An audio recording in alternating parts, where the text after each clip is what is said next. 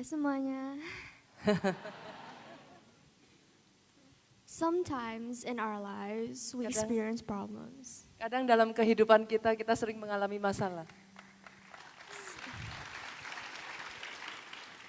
They can be big or small.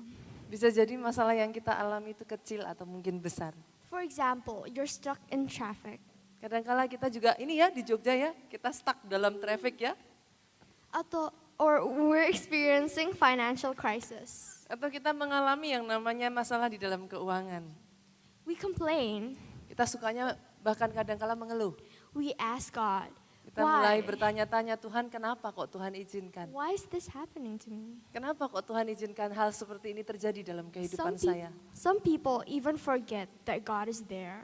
Bahkan sebagian dari kita kita lupa kalau Tuhan itu ada di sana. And it's for good reasons. Untuk satu hal yang baik, But tapi complaining is useless. tahukah saudara bahwa mengeluh itu tidak ada gunanya? Give me one reason Saudara bisa memberikan kepada saya satu alasan. how complaining will benefit me, like any of us. Bagaimana mengeluh itu bisa mendatangkan satu dampak yang baik dalam kehidupan kita. It doesn't bring anything. Sungguh-sungguh tidak ada gunanya, saudaraku. But why do we do it then? Tapi kenapa kalau kita sudah tahu bahwa mengeluh itu tidak berguna, kita tetap lakukan?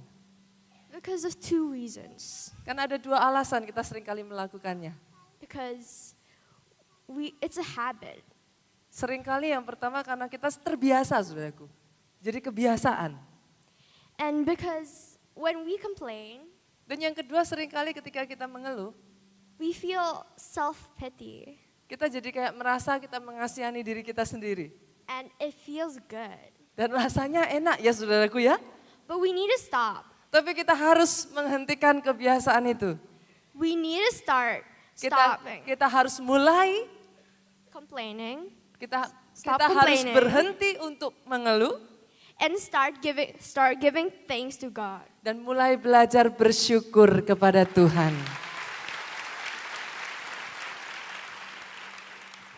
Why give thanks? Kenapa kita harus bersyukur? Thanksgiving pleases Him. Karena ketika kita bersyukur itu menyukakan hatinya Tuhan.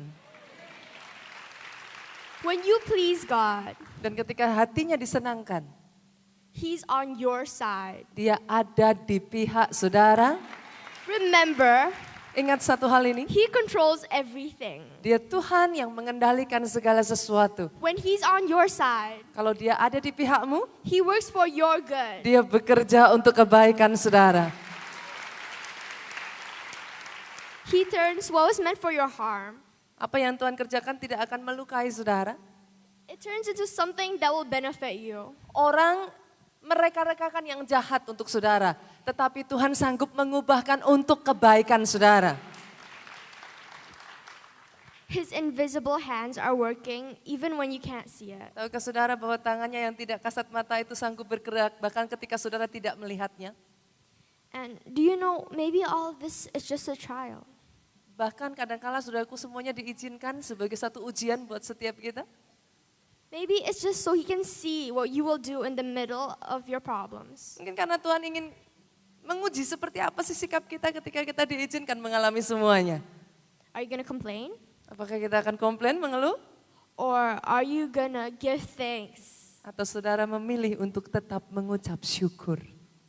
Remember, don't let the devil win. Jangan izinkan iblis untuk menang.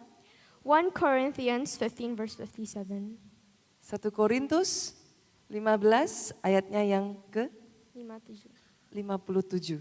The devil hates a thankful heart Iblis itu benci hati yang bersyukur.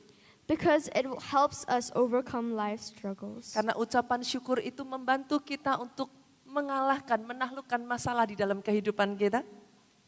Don't let the devil win. Jangan izinkan iblis untuk menang. God has a plan. Tuhan punya rencana.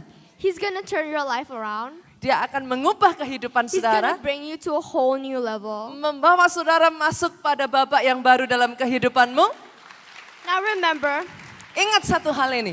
in Jesus, Di dalam Yesus, we are more saudara lebih than a conqueror. dari pemenang.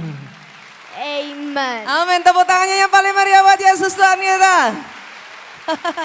Jessica, puji Tuhan.